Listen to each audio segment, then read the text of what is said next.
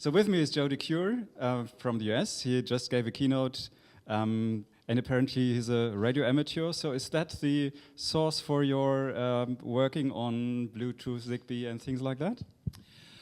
No, that came later. I live in the Seattle area, and I discovered that the place that I live on is geographically unstable.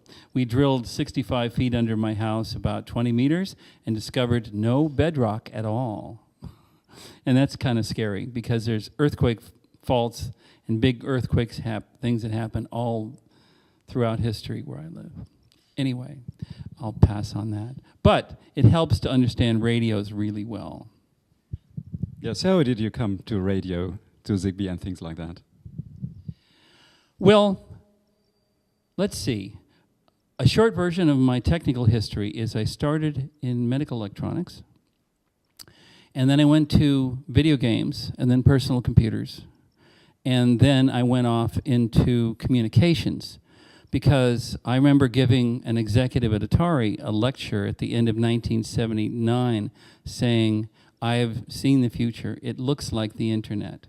The internet hadn't really been invented yet, but I had been reading IEEE stuff, and I said, this is the future. It's connectivity. He was a little slow to get that, but that was true. So I've been involved in connectivity since the late 70s. Started companies in that area, done standards work in that area.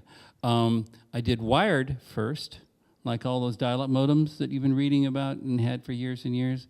I'm one of the perps for those.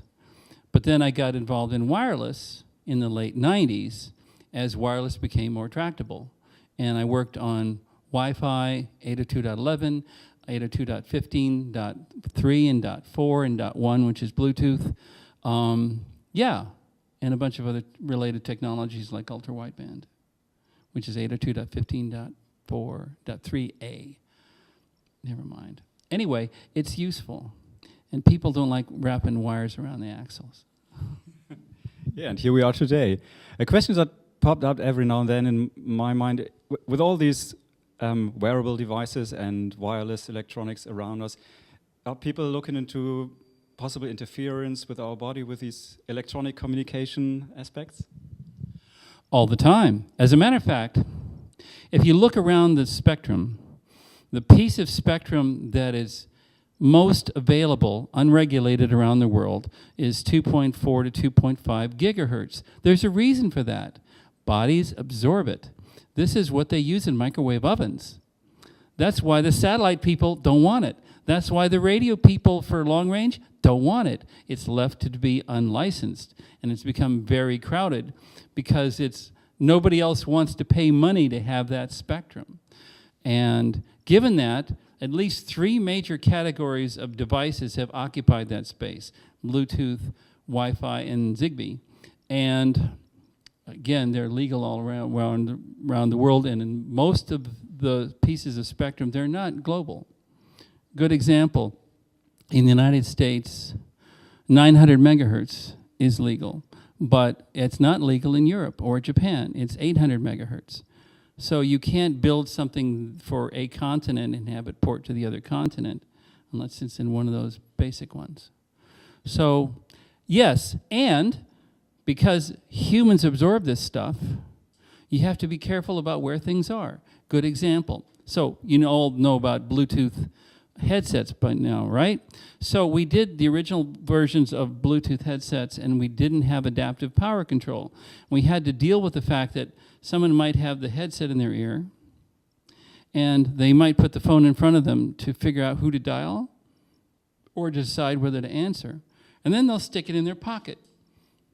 They stick it in their pocket, and they've now got all their body between the Bluetooth radio in the cell phone and the one on their ear.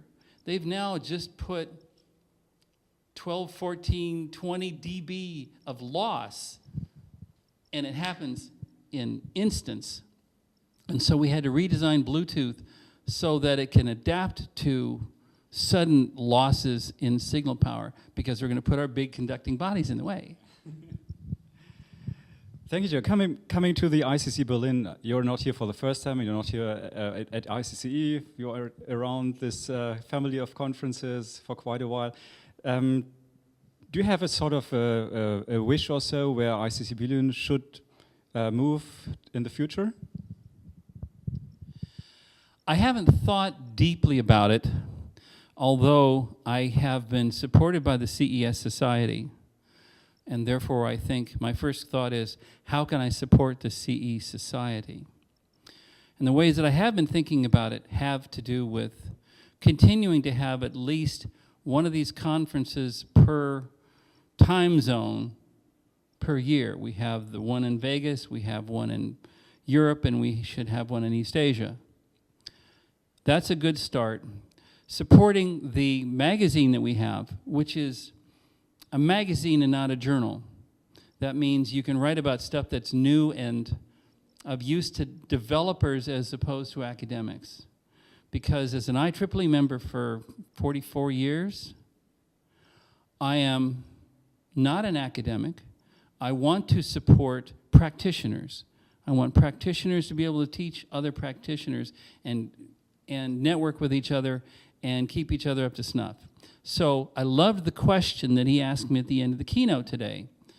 Not because I want Wi-Fi per se, but I would like to make what we do here electronically accessible to a much wider piece of our membership. The ones that don't have the money or their bosses haven't given them the time to attend conferences like this.